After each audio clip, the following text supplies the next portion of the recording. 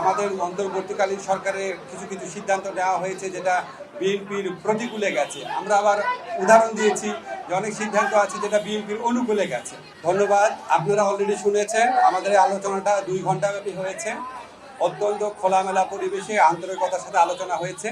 ওনারা মন খুলে কথা বলেছেন, আমরা কিছু কিছু বিষয়ে উত্তর দিয়েছি, আমরা একটা পরস্পরকে বোঝার চেষ্টা করেছি।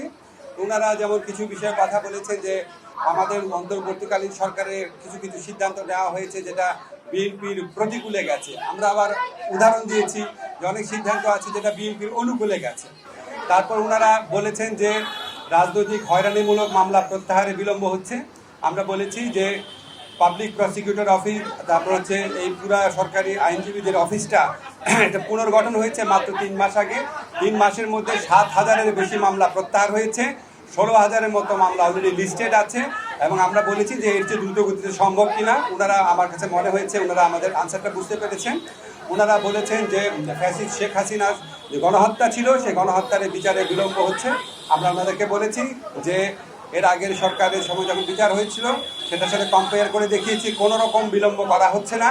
ওনারা আরেকটা ট্রাইব্যুনাল গঠন করার কথা বলেছেন, আমরা বলেছি আমরা এই লক্ষ্যে কাজ করছি, অচিরে এটা হয়ে যাবে। ওনারা বলেছেন যে বিএনপি বাংলাদেশে গত 15 বছর যাবৎ নিরবচ্ছিন্নভাবে নির্যাতিত হয়েছে। অবশ্যই আমরা সেটার প্রতি আমরা শ্রদ্ধাবোধ দেখিয়েছি এবং এটা অবশ্যই ওনারা কারেক্টলি বলেছেন। ওনারা বলেছেন যে ওনারা যে দলের যে সংস্কার ভাবনা যেটা এটা বহু পুরানা, ওনারা সবসময় সংস্কারপন্থী দল, আমরা এটা এগ্রি করেছি। অবশ্যই বিএনপি সবসময় সংস্কারের কথা বলেছে। সবচেয়ে বড় কথা, বিএনপি আমাদের এই বিভিন্ন যে সংস্কারের জন্য গঠিত বিভিন্ন কমিশন আছে, বিশেষ করে ঐক্যমত্য কমিশনের যে প্রস্তাবাবলী আছে সেটা ক্ষেত্রে বিএনপি অত্যন্ত পজিটিভ এবং ইতিবাচক একটা রেসপন্স দেখিয়েছে। তারা বলেছে যে তারা এই 2-3 দিনের মধ্যে ঐক্যমত কমিশনের সাথে মিটিংয়ে বসছে এবং অধিকাংশ সংস্কার প্রস্তাবের সাথে তারা ঐক্যমত পোষণ করে এবং জুলাই চার্টার খুব দ্রুত প্রণীত হয়ে যাবে, এটা তারাও আমাদেরকে আশ্বাস দিয়েছে। আমাদের কাছে মনে হয়েছে বিএনপি সংস্কারের ব্যাপারে অত্যন্ত আন্তরিক। একটা ব্যাপার নিয়ে একটুখানি আপনার ভিন্ন মত হতে পারে, সেটা হচ্ছে ওনারা যেটা বলেছেন সত্যি, যে ওনারা বলেছেন যে ডিসেম্বরের মধ্যে ইলেকশন হলে ভালো হয়। এবং আমরা এখানে বলেছি এবং ওনারা বলেছেন যে এরকম আমাদের কথাবার্তার মধ্যে কিছু অস্পষ্টতা থাকে, কেউ কেউ আমাদের সরকারের কোনো কোনো উপদেষ্টা অন্যরকম কথা বলেন।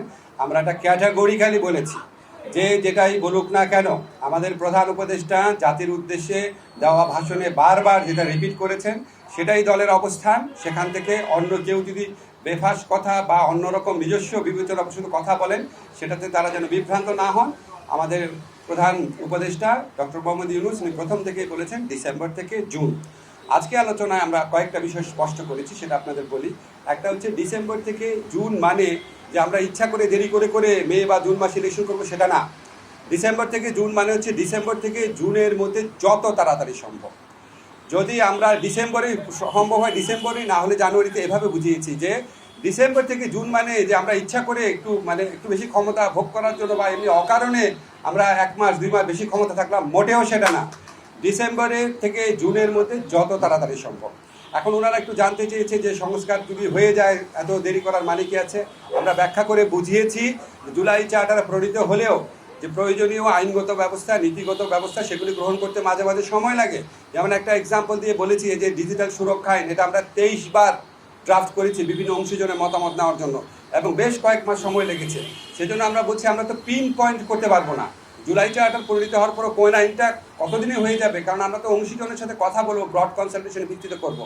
আরেকটা বিষয় আমরা বলেছি যে আমাদের তো একটা জনগণের তো একটা আকাঙ্ক্ষা আছে যেন আমরা বিচার করে যাই। আজকে বাংলাদেশে এত হাজারের বেশি তরুণ জীবন দিয়েছে, আর প্রায় 50-60 হাজার মানুষ আপনার শারীরিকভাবে পার্মানেন্টলি ক্ষতিগ্রস্ত হয়েছে, চোখ হারিয়েছে। তাদের যে বিচারের যে দাবি, এটা তো এই গণ অভ্যুত্থানের অন্যতম প্রধান আকাঙ্ক্ষা আছে।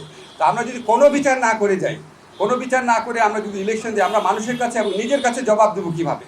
ফলে শুধু ইলেকশনটা সংস্কার, নির্বাচন, ইলেকশনের ব্যাপারটা সংস্কার, বিচার এবং আমাদের সরকারের গৃহীত কিছু পদক্ষেপের উপর নির্ভর করে। এই জন্যই ডিসেম্বর থেকে জুন টাইমলাইনটা বলা হয়। কিন্তু আমরা ক্যাটাগরিক্যালি বলেছি এটা কোনোভাবেই জুনের বেশি যাবে না, যে কথাই বলুক না কেন। এটা প্রধান উপদেষ্টার অঙ্গীকার পুরা জাতির প্রতি, রিপিটেডলি উনি বলেছেন কোনো অবস্থাতেই জুন অতিক্রম করা হবে না, নাম্বার 1। নাম্বার 2 হচ্ছে ডিসেম্বর থেকে জুন মানে হচ্ছে ডিসেম্বর থেকে জুন বাট এর মধ্যে যত তাড়াতাড়ি সম্ভব অযথা কালক্ষেপণের বিন্দু মাত্র চেষ্টা আমাদের মধ্যে থাকবে না। নাম্বার 3 হচ্ছে যতটা সম্ভব সংস্কার আমরা করে যেতে চাই। এই হচ্ছে আমাদের বক্তব্য। এরপর যদি আপনাদের কোনো প্রশ্ন থাকে বলতে পারেন। আমরা 5টায় আজকে প্লিজ আপনি কোন প্লিজ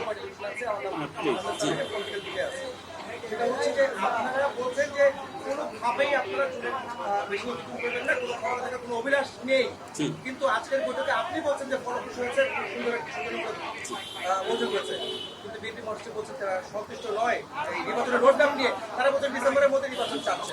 বিএনপির মহাসচিব এটা বলার অবশ্যই অধিকার আছে। একটা আলোচনা থেকে একজন একভাবে পারসিভ করে, আরেকজন আরেকভাবে পারসিভ করে। আমার কাছে ওনাদেরকে দেখে হ্যাপি লেগেছে। যখন আমাদের ডায়লগটা শেষ হয়েছে মনে হয়েছে ওনাদের মনে যে প্রশ্ন ছিল এগুলো অনেক কিছু উত্তর ওনারা পেয়েছেন। আমার কাছে এটা মনে হয়েছে, ফখরুল ভাইয়ের কাছে অন্যরকম মনে হতে পারে। কি প্লিজ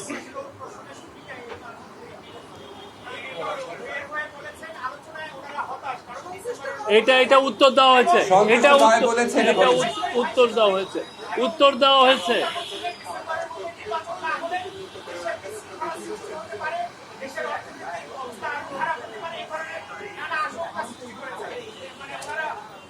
ওনারা এই সমস্ত আশঙ্কার কথা বলেছেন, আমরা আমাদের মতো বলেছি যে সমস্ত আশঙ্কার কোনো রকম কারণ নাই।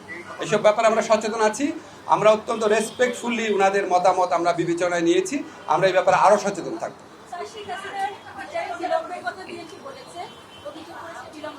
আপনাদের সাংবাদিক সম্মেলনে বলেছে,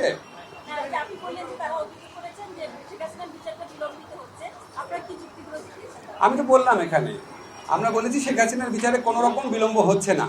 আপনারা একটা জিনিস খেয়াল করে দেখবেন, শেখ হাসিনা সরকার যখন জামাতে ইসলামীর লিডারদের যে একটা খুবই প্রশ্নবিদ্ধ বিচার করেছিলেন এবং ওই বিচারে অ্যাভারেজ টাইম লেগেছে 2.5 বছর।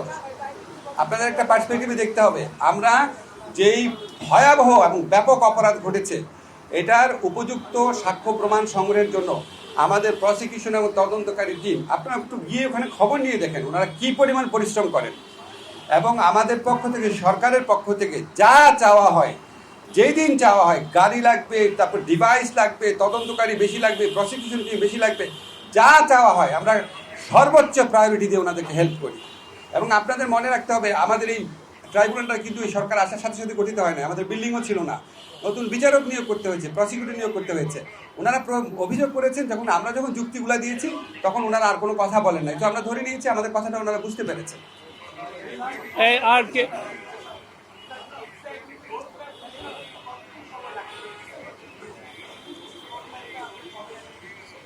আমার এটা নিয়ে তো রোড ম্যাপটা ঘোষণা করতে কতদিন টাইম লাগতে পারে এটা তো নিয়ে আলোচনা হয়নি। এটা আমাদের প্রধান উপদেষ্টা সিদ্ধান্ত নেবেন।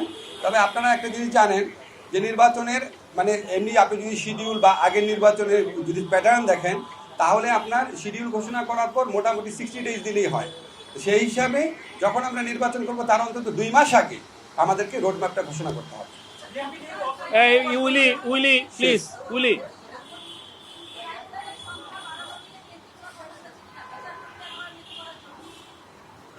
ট্রাইব্যুনালের সংখ্যা ওনারা বাড়াতে বলেছেন। ট্রাইব্যুনাল বাড়ানোর প্রক্রিয়া আমরা কমপক্ষে 1 মাস আগে থেকে শুরু করেছি। আমাদের তো উপযুক্ত বিচারপতি নিয়োগ করতে হবে, আমাদের লজিস্টিক্স ঠিক করতে হবে।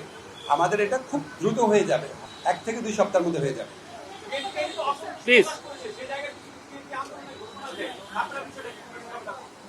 আগে ঘোষণা দেখ, তারপর দেখবো। আপনি প্লিজ প্লিজ প্লিজ